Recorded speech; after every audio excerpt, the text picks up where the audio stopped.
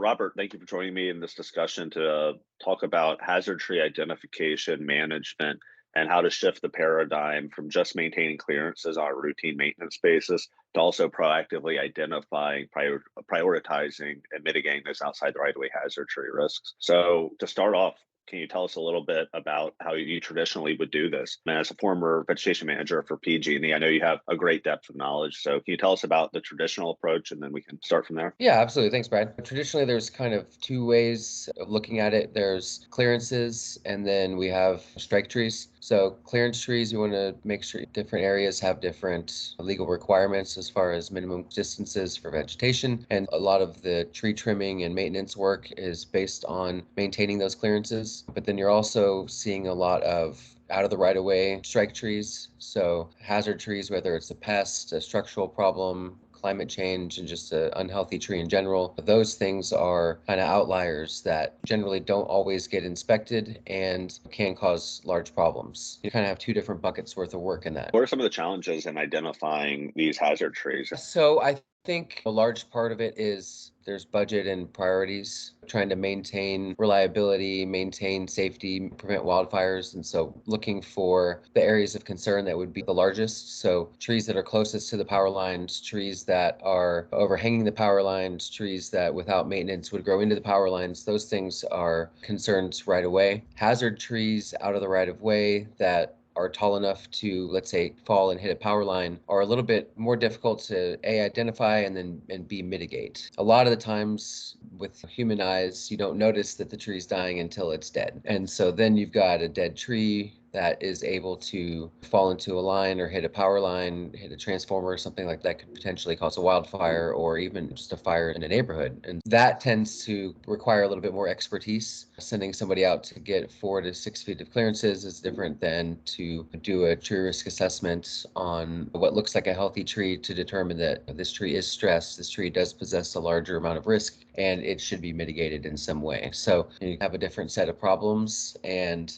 with climate change and all the different factors the trees are experiencing, we're definitely seeing more trees dying faster, to the point where there are tree and drought projects going on at PG&E that go out every 6 months to look at trees because they're dying in less than 6 months. Wow. So you were mentioning it's a different skill set to be able to go out and identify those stress trees before they actually become dead and dying. So what are some of those things that you would be looking for to identify those trees? And mentioning trees dying faster in a 6-month rotation to identify those, I would imagine on PG&E's territory, millions or billions of trees across these like tremendous amount of space. So how would you traditionally approach those different types? And I think that's a big problem that utilities face is how to get as much information about as many segments or circuits as possible. And it's not possible to do 100% with current inspection techniques, and that is changing. The technology is becoming more available. There's, satellite technology, there's drones, there's aerial technology, LiDAR, fixed wing LiDAR, there's helicopter LiDAR, there's ground-based LiDAR, and there's good old-fashioned legs. So anywhere between a certified arborist going out and doing a tree risk assessment on a tree to having a fixed wing aircraft fly over looking for what is a visible sign of a dead tree. So we all know what a dead tree looks like. So brown, dead or dying, wilted leaves, or just 100% bare. And I think that probably is the big concern is by the time the tree is already dead and that we've already identified it, it is now a risk, and it has been a risk for a considerable amount of time, and the risk just continues to grow exponentially as the tree dies and will become more brittle and inherently just will start to break. And it's not just that one dead tree. You could have a dead tree fall into another tree, and there's just a whole cascade of events that could happen. And at the utility, the biggest thing is trying to mitigate risk. We want to make sure that we're providing as much reliable energy to customers as possible with as little risk as possible. So making sure that we don't have wildfires and we don't have equipment failures and things like that. But trying to balance that is the hardest part. And I think currently it's could use a little bit of help. And you're talking about tree health issues. What are some of the things that would impact tree health traditionally? In a macro sense, we're talking climate change, we're talking rainfall, soil conditions, you're talking the human woodland interaction, particularly in California. Most of the new neighborhoods and new homes being built are in more forested areas and areas where they would be traditional high fire threat areas. And so that is definitely a concern. As human work comes into the area, you're cutting down certain trees in the forest. Now you're exposing new trees that wouldn't have been exposed to wind and the sun. So there's a lot of things that go on with that. But I think the big thing is less rainfall, a shortened rainy season, different areas getting different amounts of rainfall that they're used to, some getting a ton. Right now we're looking at Yellowstone flooding, and they're getting a 500-year flood where they're in the middle of a drought. And once the water recedes, they'll go back to being in a drought. And so we're seeing changes that are beyond human control, and we've got to be able to help where we can. You mentioned a lot of the macros. We were also seeing a lot of invasive species coming across the world, like EAB, bark beetles, things like that. Can you talk a little bit about some of the changes that are happening? I know EAB is burning through the East Coast, but some early warning signs of potential infestations on the West Coast. Yeah, absolutely. I think with globalization and the ease of travel, it's literally changing human society, right? And so with that comes pests from other parts of the world that the trees here haven't experienced. And emerald ash borer is a good one. It comes from Asia. The ash trees in Asia don't give off the pheromone that the beetles are attracted to, because the ones that did were eaten by beetles and did not reproduce. And so what we're seeing here is that the ash trees in North America did not have that pest and did not need to restrict that pheromone release. So these beetles are coming out here and, like you said, decimating entire populations. There are a lot of other questions in terms of population density of ash trees and things like that that humans helped cause. At a base level is these trees are basically putting out perfume, telling these bugs to come eat them because they don't know any better. And you're seeing that just decimate populations. Pine bark beetles and just bark beetles in general, they're killing hundreds of millions of trees in PG&E territory in the last decade or so. Driving around Lake Tahoe or any of these high forest areas, you're looking at probably up to 50% tree mortality in some of these areas. And that's one reason why the Calder fire last year was so bad, was that a large percentage of the tree population had already been decimated by drought and pine bark beetles, and the fire finally came through. The healthy trees don't normally get attacked by the pine bark beetles or by emerald ash borers or gypsy moths or any of the rest of them. It's the trees that are already unhealthy, that are not able to protect themselves, that get attacked first. And so when there's more unhealthy trees, that brings around more bugs, which increases the fire risk, and eventually Mother Nature will come through, and whether it's lightning or man-made fire, there will be a way for nature to clear itself out and to regrow. EAB, how do they actually kill the tree? What does that actually look like? What do they do? Mother Nature's pretty good at finding ways. So there are plenty of different pests for different ways to eat the trees. You've got something like a gypsy moth that will foliage destroyer, so they'll come in and just eat the leaves off of trees faster than they can reproduce or grow new leaves, and eventually the tree will not be able to produce enough sugars and will eventually kill itself. Pine bark beetles, emerald ash borers, things like that, they like to burrow into the trunk, and so they'll actually go right past the bark into what's called the cambium layer, and that's where the tree exchanges nutrients that are produced in the leaves down into the roots, and it exchanges water from the roots up into the tree. And so they get plenty of water and plenty of sugar right in that area. And so the larvae will go in, will reproduce, take the nutrients from the tree, become adults, and then burrow back out of the tree. And you'll talk hundreds or thousands of beetles or emerald ash borers in a single tree. And so basically it's just sucking the life out of trees as these larvae are turning into adult beetles. And it's really just the natural life cycle, is as a tree grows old or unhealthy and is unable to take care of itself, then the next stage of its life is to then provide nutrients for other plants and animals, and then eventually fall and decompose and become part of the next grouping of trees. And so it's part of a natural life cycle, but what we're seeing is it being condensed and really exacerbated by less water and climate change. Apart from less water, climate change, are there any other factors that are accelerating tree mortality issues? A lot of human-related causes. Global shipping got goods going from Asia to the United States, and the beetles are in the shipping containers. It could be even your neighbor cutting down one of their trees that has these beetles in them, and then you taking firewood with you to the state park and burning that wood at a campsite. And so there's a lot of ways that the bugs will spread. And I was actually just looking at, I think the state of Oregon is investigating their potential first sighting of emerald ash borer. So that would be bad news if it had crossed over the Rockies. I think that's been the thing we've all been waiting to see is, are they going to actually make it over the Rocky Mountains, or is that going to be a natural break? And so do you think that potential break across the Rocky Mountains is going to be human caused or just a natural migration of these pests? I think it's more of weather related, and I think once the temperature gets to a certain low, then I don't think the bugs can survive. But again, with climate changes and the Rockies warm up, and there's got to be areas where they can slip through. And if you look, it's more of coming through like the northern Rockies versus Colorado, New Mexico, where it's a little bit more elevation and mountainous. So I think it's just a matter of time. Unfortunately, it's just a matter of time. There's a lot of things that arborists in the East Coast are working on. There's systemic treatments for emerald ash borers. It's not really a budget friendly thing to do, but having a varied population of trees, different species and things like that, you can actually get some ash trees back in to the population without seeing them get attacked by the beetles, just because there's not a huge population. And if you make sure that they stay healthy, then they can naturally fight them off. But these populations in cities where it's 60, 70, 80, 90% ash trees and they're all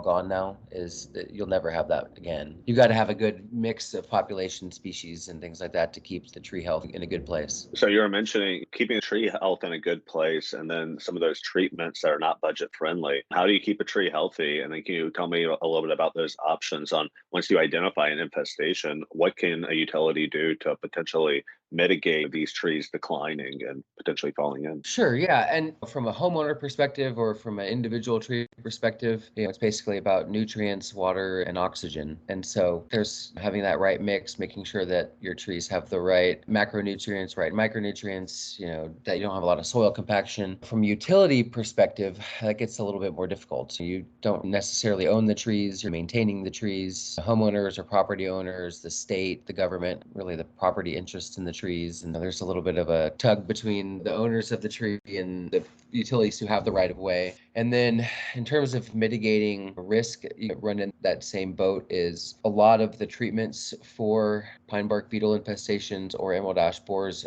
either aren't very cheap, or B, aren't very good for the environment. If you're doing a foliar application and to try to kill a pine bark beetle infestation, it's going to kill everything that's a frog or smaller on your property. And so generally that's not something that we want to do, because you're almost making the problem worse. You're trying to kill one set of bugs and you end up killing a whole lot. And then you can do these systemic injections, which basically are injections of the actual chemical directly into the trunk of the tree. And as you can guess, it's pretty time consuming, labor intensive, and requires a certain amount of expertise, which not everybody is able to do these injections. So they're not really practical. So for utilities, it's about knowing where they're going to be and being able to mitigate them as they come through. It's almost a triage. So, for a utilities perspective, can you tell me a little bit about some of the new ways to potentially identify and mitigate those? Or even when you are prioritizing, if you've already identified some, how do you even start with these ocean of trees, like working through this? Yeah, so honestly, it's usually a calendar-based approach, where as they come in, as they're identified by field personnel, they go in a holding pattern and they get assigned to tree crews within a certain amount of time. And normally they like to group a few together, and so that way it can be a little bit more efficient. But they're using LiDAR, they're using aerial-based inspections,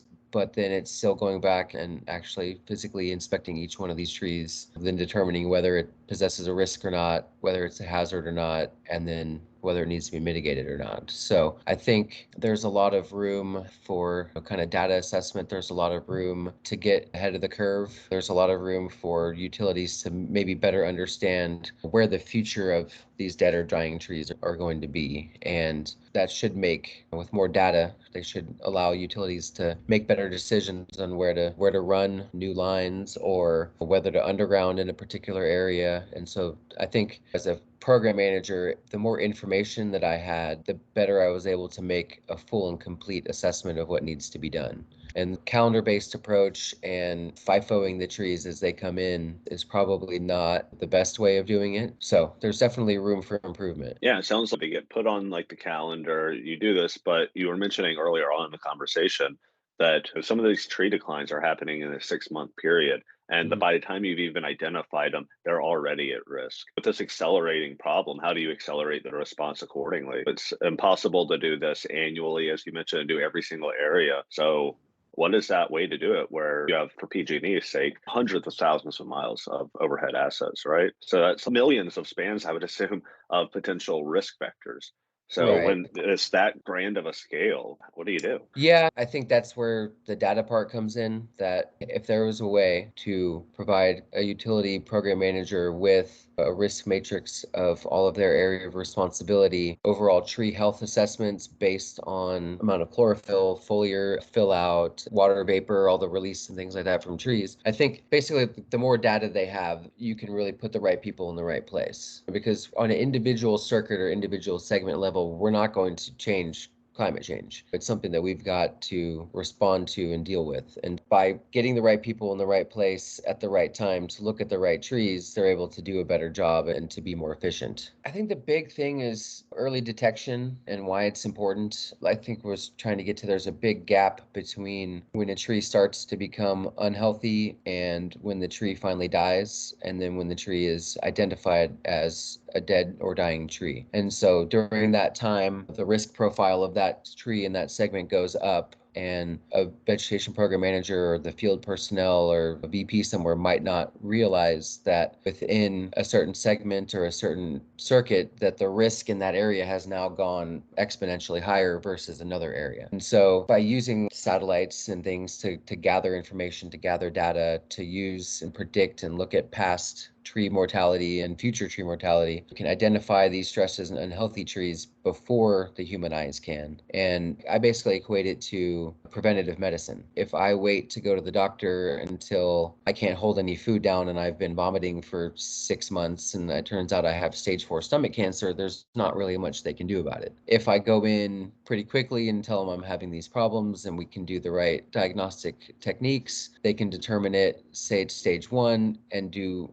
some mitigation techniques and try to save my life. And so from a utility perspective is knowing what the risk is in any given circuit and any given time is probably the most important factor. And early detection is key for any kind of tree health issues. And so if the risk profile can be identified early and mitigated early, then we end up with a lower risk profile in that area. And then let's say we do have a dead tree, that becomes a whole extra can of worms in terms of worker safety, in terms of production, and it's dangerous, and we usually don't recommend to climb a dead tree. That means that you either need to get a bucket out there, and a lot of areas you can't get a bucket into. You got to have some kind of specialized equipment, maybe a Cinnabogin or a crane, and you're talking about thousands of dollars an hour to run that equipment. And not only does it become a higher risk, it becomes more dangerous for workers, it becomes more expensive to get the work done. And having spent years in the field and working with these climbers, is they just won't climb a tree that's dead, and you just have no idea. You could climb that thing and cut half of it down, and that the shake from branch being cut and the change in weight could cause the thing to just snap right in half.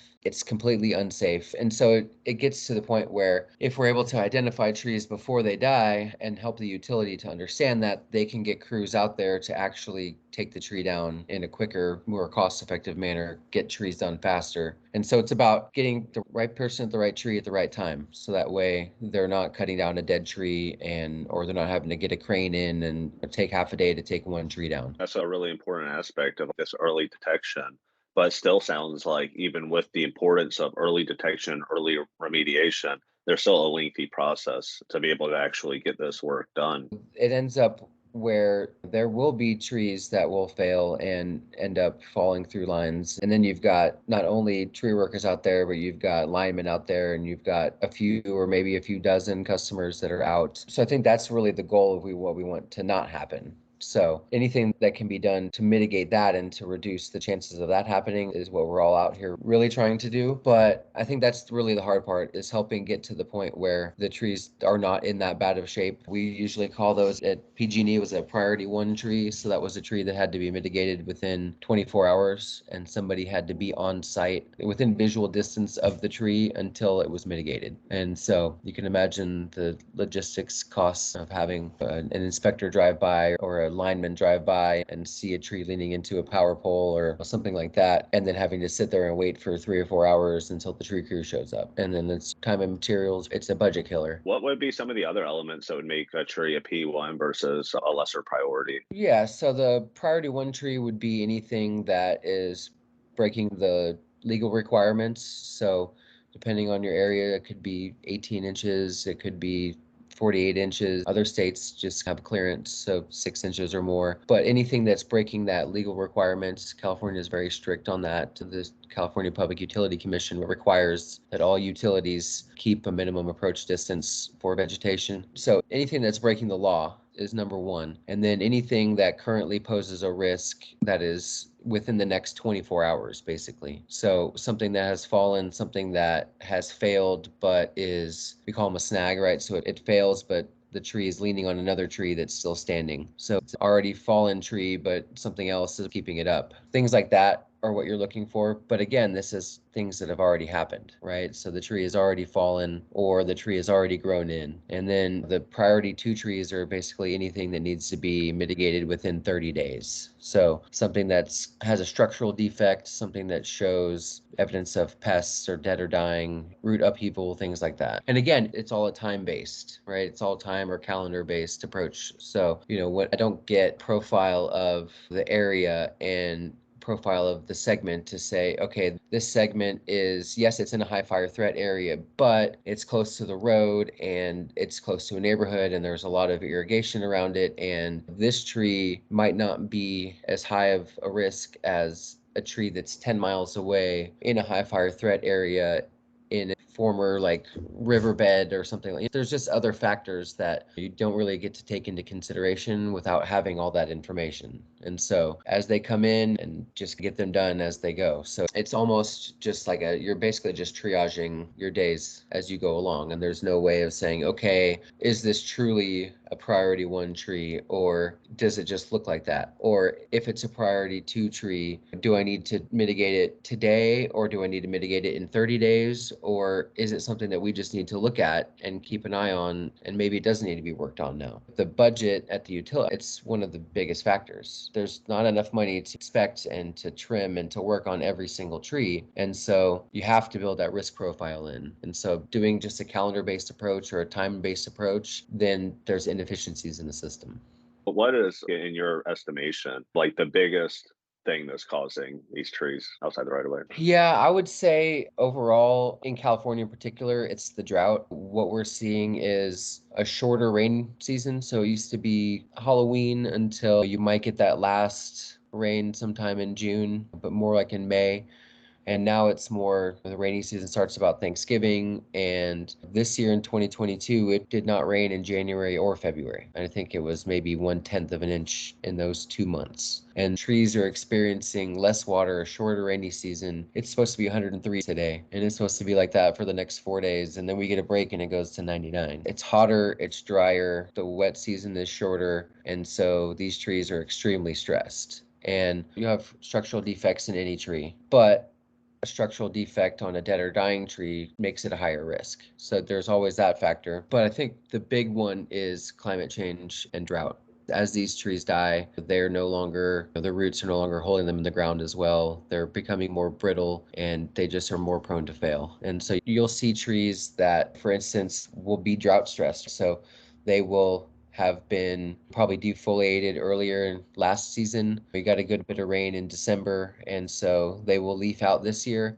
and look completely green, but they will again defoliate probably in July or something like that instead of October. And so the tree is trying to put out as much energy as it can to try to grow more and produce more energy, but it's just not able to. And so those are signs and symptoms that if you're looking at past data and past images and putting that into a predictive technology, you can see that change and to go look at it and say, hey, this area in particular seems much more drought stressed than 5 miles down the road. Let's go look at this area in particular, or this segment. I mean, there's times where all of the things are just circuit and calendar based. So you start on one end and you walk or drive until the other end, and there's no prioritization of this segment is at high risk and this segment is a low risk. And So you end up with, again, a lot of inefficiencies, and that really just chews the budget up. We're talking about a lot of the traditional approaches, going from one circuit to the end on a calendar basis or time based. What are some of the new technologies in your mind that are going to be able to enable and unlock some of these efficiencies to be able to proactively identify tree health issues, understand risk better, so you're able to proactively reduce that? There's a lot of good technology out there. LiDAR-based inspections have really made a big difference, but then you get into those issues of cost and scanning time and all of that. And then satellites, I think, are the new guy on the block, and they're really what's going to change the system. I think about it as if I was able to walk in to my office and sit down at my desk and know that there was a scan of my circuits that I was responsible for. I could open up my dashboard and look at my risk profile on all my different areas in terms of where I have clearances, where I have dead or dying trees, where I need work done,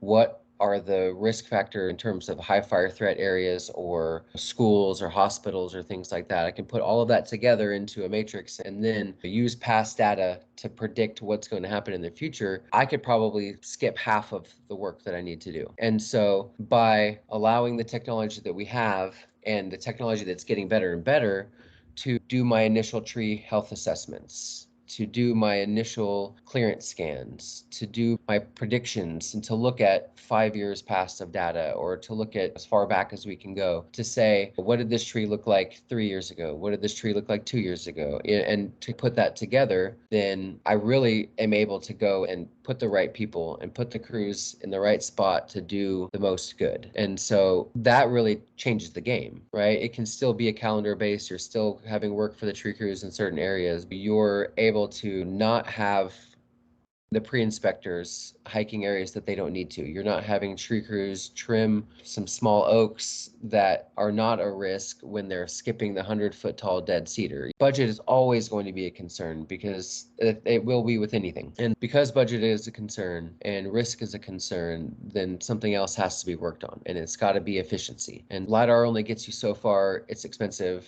There's still inefficiencies in it. And so finding something that can increase efficiencies without breaking the budget, I think, is really the key. And that's where the satellite technology can come in. That and all the multispectral analysis that it can do. You send up a group of satellites to do a scan, and it can give you chlorophyll content, it can give you moisture content, it can tell you how healthy the soil is, it can look at erosion, you can look at clearances. It really will give you a full entire picture without having to send anybody out to the field. So with this new approach too, the traditional approach, sending out people on ground or using some like lengthy process remote inspection, like with aerial LiDAR or whatever, using this technology, getting that kind of holistic view, you'd be able to it seems prioritize a lot more efficiently based on the areas of the most risk and not just observe backlog. Because that's what it seems like that was what you were discussing previously. You would go out and then you would put it into the system. There would be the P1s that you would immediately within 24 hours mitigate.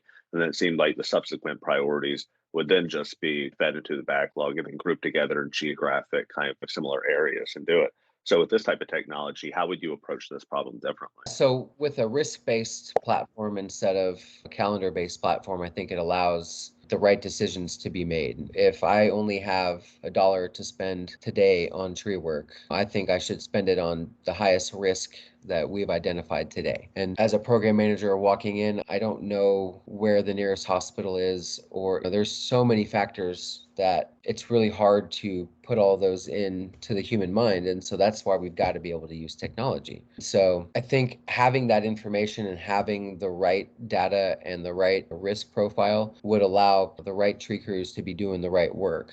At the end of the day, it's all about increasing reliability and reducing risk, particularly wildfire risk. And so if that means that work in a low risk area can be pushed off maybe till next year because it's still clear, there's not a lot of dead or dying trees, or maybe there are a few that can be mitigated, but the neighboring circuit is seeing a lot more climate change, or there was a fire last year. It really gives all of the information and paints a more complete picture. I think of it as it's almost like the fog of war, right?